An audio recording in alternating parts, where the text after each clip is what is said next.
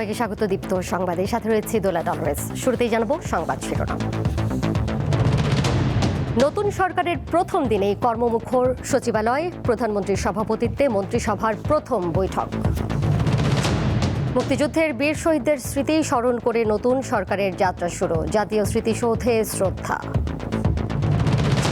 জাতীয় চাঁদ দেখা কমিটির সভা সন্ধ্যায়, রোজার আগেই বিভিন্ন পণ্যের দাম বাড়ানোর অভিযোগ।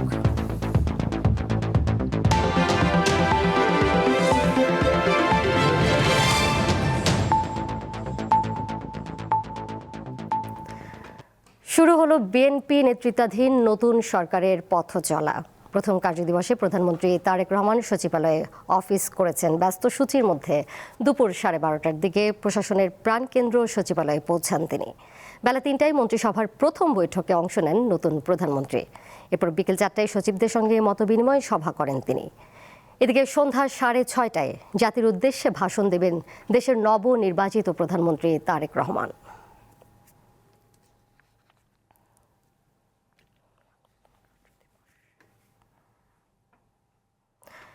এ বিষয়ে আরও খবরাখবর জানবো। সচিবালয় থেকে যুক্ত রয়েছেন সহকর্মী রুবায়েত হাসান। রুবায়েত, আপনি তো দিনভর এই বিষয়ে খোঁজ খবর রাখছেন। প্রধানমন্ত্রী তারেক রহমান প্রথম কার্যদিবসে মন্ত্রিসভার সাথে বৈঠক করেছেন, এরপর সচিবদের সাথে মতবিনিময় করেছেন। তাদের ভবিষ্যৎ কর্মপরিকল্পনা নিয়ে উল্লেখযোগ্য কি সিদ্ধান্ত হয়েছে?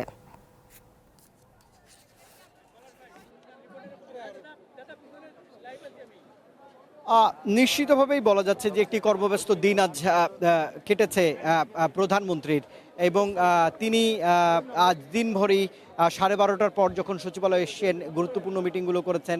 প্রথম মন্ত্রিসভার বৈঠকটি অনুষ্ঠিত হয়েছে সচিবদের সঙ্গে বার্তা আদান প্রদান একটি সভা। তারপরে কিন্তু সেই সভাতে যিনি ছিলেন বাংলাদেশের নতুন স্বরাষ্ট্রমন্ত্রী সালাউদ্দিন আহমদ, তিনি কিছুক্ষণ আগে গণমাধ্যমে কথা বলেছেন। তিনি বলছেন যে বিএনপি সরকার গঠনের পর 180 দিনের একটি কর্মপরিকল্পনা তারা হাতে নিয়েছেন।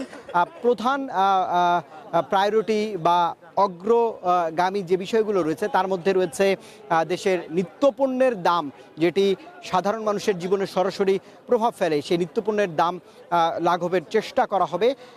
বিদ্যুতের উৎপাদনে যেন ব্যাঘাত না ঘটে, কিংবা কোনো ধরনের বিদ্যুৎ সংক্রান্ত কারণে মানুষের জীবনে প্রভাব না পড়ে, সেটিকে তারা দেখবেন। এবং অন্যতমভাবেই তিনি বলছেন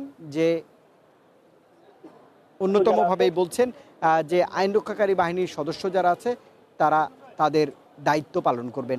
তো এই বিষয়গুলোকে আসলে তারা প্রথম অগ্রাধিকার দিয়েছেন। আরেকটি বিষয় বলছিলেন যে সচিবদের যে সভা হয়েছে তাতে প্রধানমন্ত্রী তারেক রহমান যে বার্তা দিয়েছেন সেটি হচ্ছে দলমত নির্বিশেষে যারা জনপ্রশাসনে কাজ করছেন তাদের দেশের সেবায় কাজ করবার একটা তাগিদ তিনি এই বার্তাটি দিয়েছেন। তবে এখন পর্যন্ত পুরোপুরি দেখা যাচ্ছে সচিবালয়ে বের হয়ে গেছেন প্রধানমন্ত্রী তারেক রহমান। তবে কড়া নিরাপত্তা ব্যবস্থা রয়েছে, কিংবা আরও কিছু আনুষ্ঠানিকতা রয়েছে। আমরা দেখতে পাচ্ছি সেনা সদস্যরা জোর তৎপরতা চালাচ্ছেন।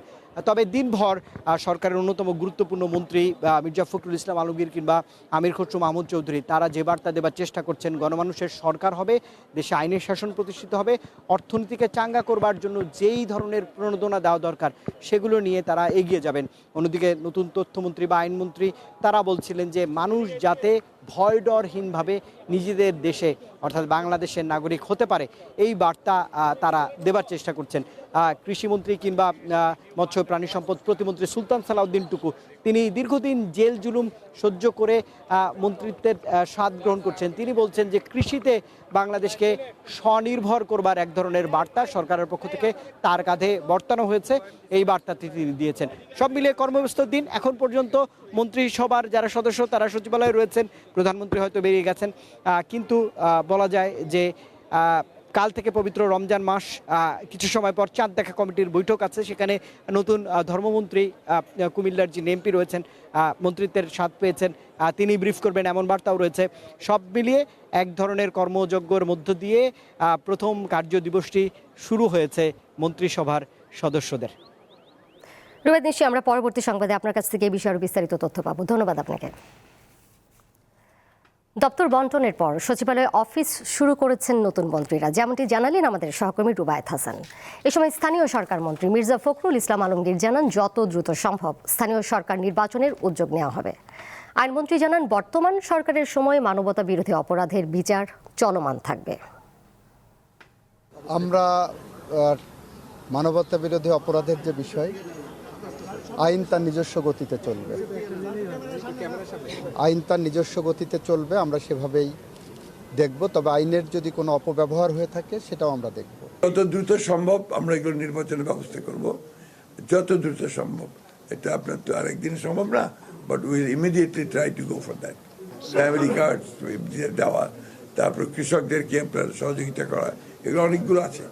সেই সঙ্গে আপনার যেটা আপনার আছে যে আপনার সোশ্যাল যে আপনার সিকিউরিটি, এই বিষয়টা আপনার অত্যন্ত জরুরি, যেটা আমরা আমাদের মন্ত্রণালয়ের সঙ্গে অনেকগুলো আপনার জড়িত থাকবে।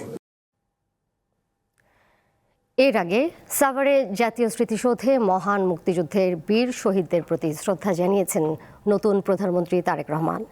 এরপর শেরেবাংলা নগরে বাবা মার সমাধিতেও শ্রদ্ধা জানান প্রধানমন্ত্রী। সেখানে দোয়া ও মোনাজাত করেন তিনি। মহান মুক্তিযুদ্ধের বীর শহীদদের প্রতি শ্রদ্ধা জানাতে বুধবার সকাল 11টার দিকে মন্ত্রিপরিষদের সদস্যদের নিয়ে সাভারে যান প্রধানমন্ত্রী তারেক রহমান। পুষ্পস্তবক অর্পণ করেন স্মৃতিসৌধের মূল বেদিতে। শ্রদ্ধা নিবেদন শেষে কিছুক্ষণ নীরবে দাঁড়িয়ে থাকেন তিনি। এ সময় সশস্ত্র বাহিনীর একটি চৌকস দল তাকে রাষ্ট্রীয় সালাম জানান। প্রধানমন্ত্রী হিসেবে শ্রদ্ধা জানানো শেষে তিনি মন্ত্রিপরিষদের সদস্যদের নিয়ে পুষ্পস্তবক অর্পণ করেন। এরপর পরিদর্শন বইয়ে স্বাক্ষর ও স্মৃতিসৌধ চত্বরে পরিজাত গাছের চারা রোপণ করেন প্রধানমন্ত্রী। সাভার থেকে ফিরে প্রধানমন্ত্রী যান শেরেবাংলা নগরে।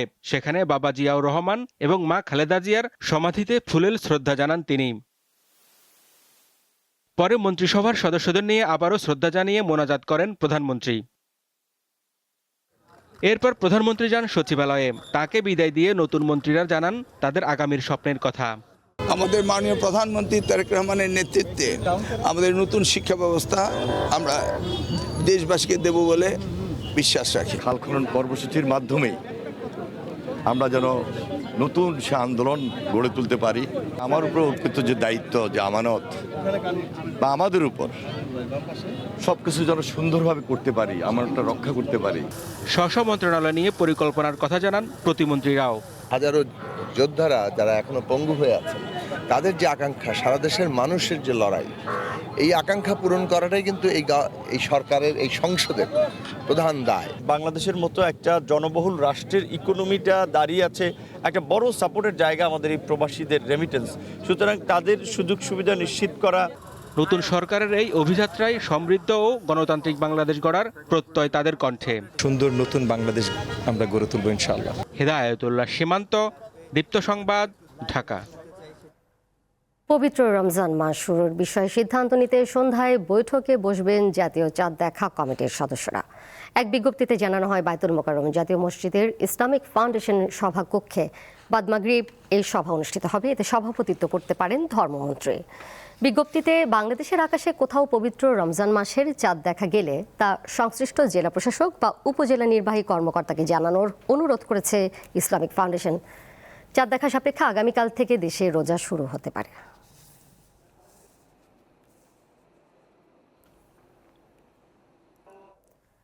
এদিকে রোজা শুরুর আগে নিত্যপণ্যের দরদাম জানাতে রাজশাহী থেকে সরাসরি যুক্ত রয়েছেন সহকর্মী ইউসুফ আদনান। আদনান, রোজার আসার আগেই তো আসলে কম বেশি সব পণ্যের দামই বাড়তি, এ নিয়ে গণমাধ্যমে গত কয়েকদিন ধরে প্রচারও হচ্ছে খুব। এ নিয়ে বাজার মনিটরিং দেখতে পেয়েছেন কিনা কোনো?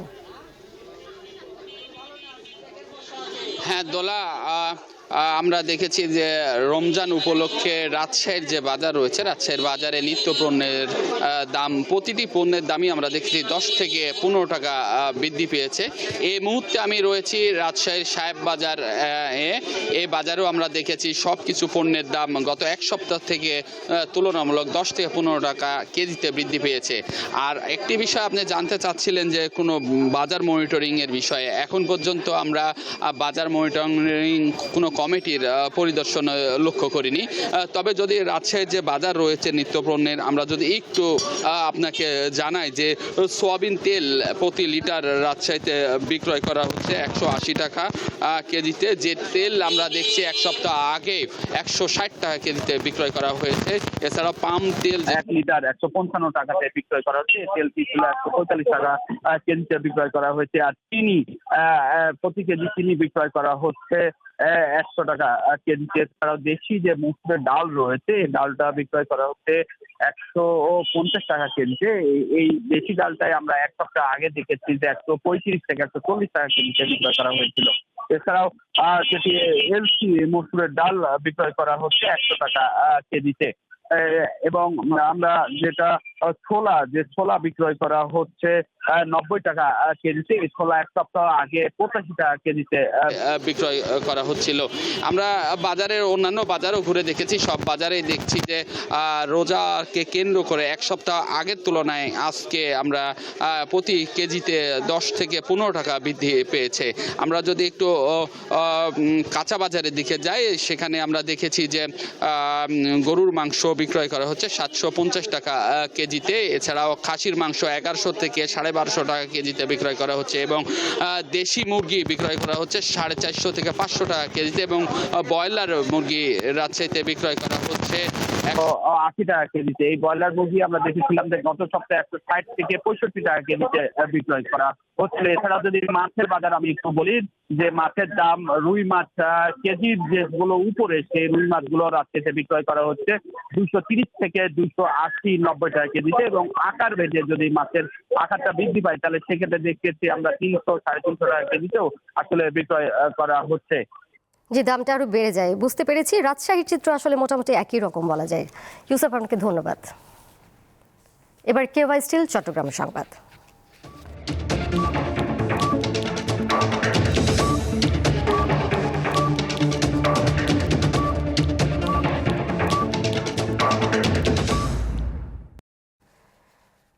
চট্টগ্রামের বায়েজিদ এলাকায় অভিযান চালিয়ে হত্যা মামলায় অভিযুক্ত 2 ব্যক্তিকে গ্রেপ্তার করেছে র্যাব। এ সময় তাদের কাছ থেকে 2টি বিদেশি পিস্তল ও 56 রাউন্ড গুলি উদ্ধার করা হয়। গ্রেপ্তার 2 ব্যক্তির নাম ইমতিয়াজ সুলতান ইকরাম ও আবুল কালাম আজাদ। মঙ্গলবার রাতে নগরীর বায়েজিদ লিংক রোড এলাকার একটি বহুতল ভবন থেকে তাদের গ্রেপ্তার করে র্যাব। দুপুরে চাঁদগাঁও ক্যাম্পে সংবাদ সম্মেলন করে র্যাব জানায়, ইকরাম চট্টগ্রামের সন্ত্রাসী ম্যাক্সন ও ফিরোজের ঘনিষ্ঠ সহযোগী এবং নিজেও একজন তালিকাভুক্ত সন্ত্রাসী। গেল 5 নভেম্বর বায়েজিদ এলাকায় বিএনপি প্রার্থীর নির্বাচনী জনসংযোগে গুলিতে নিহত হওয়া সরোয়ার বাবলারও ঘনিষ্ঠ ছিল ইকরাম। ইকরামের নামে বিভিন্ন থানায় অস্ত্র হত্যা চেষ্টা, নাশকতা ও চাঁদাবাজির মামলা রয়েছে। দর্শক, আমরা সংবাদের শুরুতেই নতুন প্রধানমন্ত্রী তারেক রহমানের প্রথম কার্যদিবসের আজকের দিনের নানা খবরাখবর জানাচ্ছিলাম। এবারে তার পৈতৃক নিবাসের দিকে একটু নজর দিতে চাই। বগুড়ার গাবতলীর বাগবাড়ি এলাকার জিয়াবাড়ি, যে বাড়ির সন্তান জিয়াউর রহমান ছিলেন স্বাধীনতার ঘোষক ও রাষ্ট্রপতি। তার স্ত্রী ছিলেন 3 বারের প্রধানমন্ত্রী। এবার সেই দম্পতির সন্তান তারেক রহমান হলেন প্রধানমন্ত্রী। ঐতিহাসিক এই বাড়িটিকে নতুনভাবে নির্মাণ বা আধুনিক রূপ দেওয়ার দাবি স্থানীয়দের।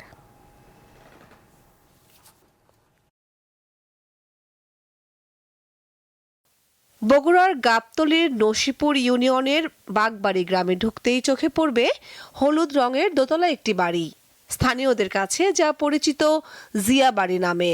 শহীদ রাষ্ট্রপতি জিয়াউর রহমানের শৈশবের স্মৃতি বিজড়িত এই বাড়িটি আজও কালের সাক্ষী হয়ে দাঁড়িয়ে আছে। রঙে কিছুটা নতুনত্ব থাকলেও কাঠামোগতভাবে বাড়িটিতে কোনো পরিবর্তন আনা হয়নি। জানালা, দরজা, সিঁড়ি কিংবা ঘরের অবস্থান সব আগের মতোই রাখা হয়েছে। স্থানীয়রা জানান, জিয়াউর রহমানের পূর্বপুরুষরা 1895 সালে বাগবাড়ি গ্রামে একটি একতলা পাকা বাড়ি নির্মাণ করেন। বাড়িটির স্থাপত্য এখনও সেই সময়ের সাক্ষ্য বহন করে চলেছে। 2001 সালে বিএনপি সরকার ক্ষমতায় আসার পর 2002 সালে বাড়িটিতে দ্বিতীয় তলা নির্মাণ করা হয়। আজকে কি সৌভাগ্য এই বাগবাড়ির মানুষের, কিংবা এই জিয়াবাড়ি যেখানে দাঁড়িয়ে রয়েছি, আমাদেরও সৌভাগ্য যে এই বাড়িরই আরেক সন্তান জনাব তারেক রহমান, তিনি আজকে বাংলাদেশের প্রধানমন্ত্রী হিসেবে শপথ নিচ্ছেন, ইতিমধ্যে নিয়েছেন। এখন উনি বাংলাদেশের প্রধানমন্ত্রী।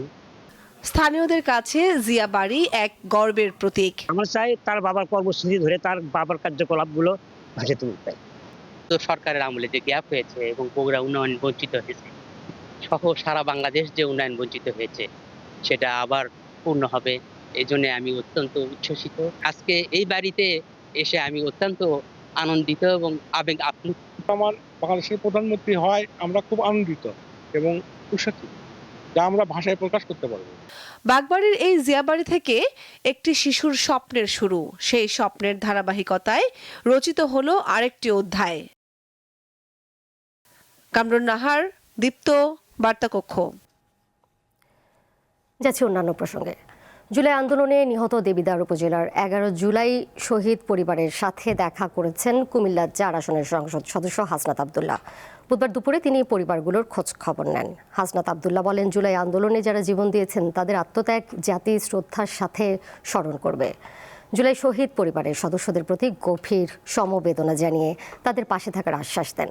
পাশাপাশি সরকারের পক্ষ থেকে প্রয়োজনীয় সহায়তা নিশ্চিত করার কথাও জানান তিনি। এ সময় উপস্থিত নেতারা নিহতদের স্মৃতির প্রতি শ্রদ্ধা জানান।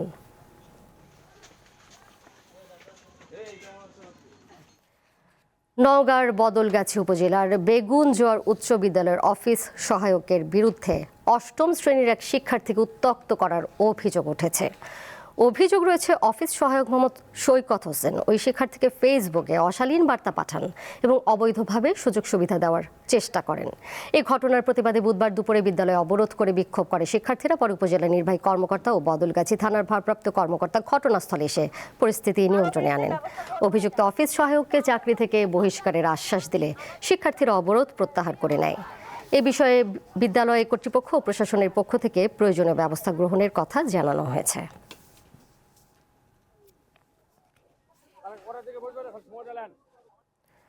ময়মনসিংহ ও পাবনায় পৃথক সড়ক দুর্ঘটনায় 3 জন নিহত এবং অন্তত 10 জন আহত হয়েছেন। ময়মনসিংহের ফুলপুরে সেনাবাহিনীর ট্রাক ও বাসের মুখোমুখি সংঘর্ষে সেনাবাহিনীর সার্জেন্ট ও বাস ড্রাইভারের মৃত্যু হয়েছে। এই ঘটনায় আহত হন অন্তত আরও 10 জন। বুধবার সকালে ফুলপুর পৌর শহরের বালিয়ামোড় এলাকায় কাকুলি রাইস মিলের সামনে এই ঘটনা ঘটে। অন্যদিকে পাবনার আটখড়িয়ায় মালবোঝাই ট্রাক নিয়ন্ত্রণ হারিয়ে রাস্তার পাশে গাছের সাথে ধাক্কা লেগে ঘটনাস্থলেই ট্রাক চালক নিহত হন। পুলিশ ও স্থানীয়রা জানান, চালক ও হেলপারকে উদ্ধার করে গুরুতর অবস্থায় পাবনা জেনারেল হাসপাতালে পাঠানো হলে কর্তব্যরত চিকিৎসক চালককে মৃত ঘোষণা করেন। কুড়িগ্রামের ভুরুঙ্গামারী উপজেলার বলদিয়া ইউনিয়নের কেদার সীমান্ত এলাকার সিসিটিভির ক্যামেরায় ধরা পড়েছে একটি কুকুর সাদৃশ্য রোবট।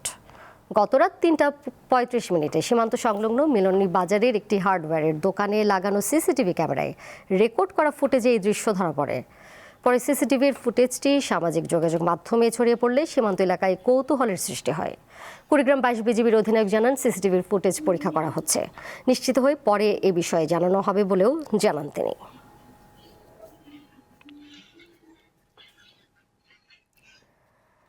রমজানকে সামনে রেখে অবৈধ পার্কিংয়ের বিরুদ্ধে কঠোর অবস্থান নিয়েছে বরিশাল মেট্রোপলিটন পুলিশের ট্রাফিক বিভাগ। এরই মধ্যে নগরী জুড়ে মাইকিংয়ের পাশাপাশি অবৈধ পার্কিং অবস্থায় যানবাহন পেলে আইনগত ব্যবস্থা নেওয়া হবে। বুধবার নগরীর সদর রোড এলাকায় অভিযান পরিচালনা করেন তারা। বেশ কিছু মোটরসাইকেল অবৈধভাবে পার্কিং করে রাখার কারণে তাদের বিরুদ্ধে ব্যবস্থা গ্রহণ করা হয়। এই সময় বরিশাল মেট্রোপলিটন পুলিশ কর্মকর্তারা জানান, নগরবাসী স্বাচ্ছন্দ্যে ট্রাফিক আইন মেনে চলে সেই চেষ্টাই চালাচ্ছেন তারা।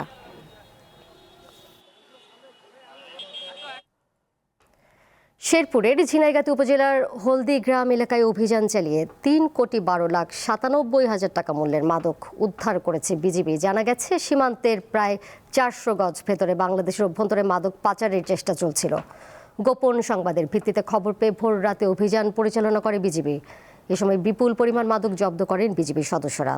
তারা জানান, সীমান্তে কঠোর নজরদারি ও তাৎক্ষণিক পদক্ষেপের ফলে বড় ধরনের পাচার রোধ করা সম্ভব হয়েছে।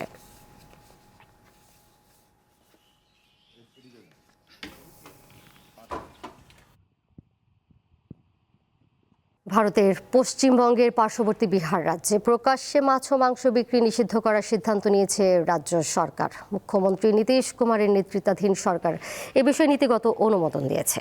মঙ্গলবার ভারতীয় সংবাদ মাধ্যম আনন্দবাজার জানায়, রাজ্যের উপমুখ্যমন্ত্রী বিজয় কুমার সিনহা জানিয়েছেন, নতুন নিয়ম কার্যকর হলে খোলা স্থানে মাছ বা মাংস বিক্রি করা যাবে না। কেবল লাইসেন্সধারী নির্দিষ্ট দোকানেই এসব পণ্য বিক্রির অনুমতি থাকবে। নতুন বিধিনিষেধ সবার জন্য প্রযোজ্য হবে এবং কেউ নিয়ম অমান্য করলে কঠোর ব্যবস্থা নেওয়া হবে বলেও জানিয়েছেন রাজ্যের উপমুখ্যমন্ত্রী।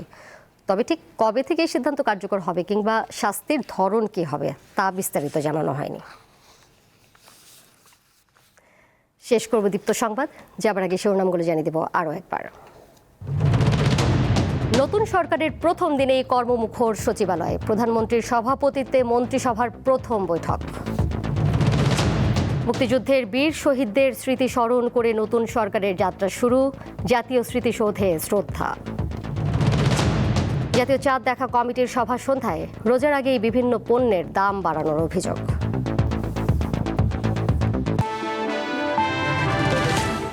এই ছিল এখনকার মতো। পরের সংবাদ দেখবেন সন্ধ্যা 6:40। এছাড়াও আরও তথ্য এবং বিনোদনের নানা খবর জানতে যুক্ত থাকুন দীপ্ত ডিজিটাল প্ল্যাটফর্মে। ধন্যবাদ সবাইকে এতক্ষণ সাথে থাকার জন্য।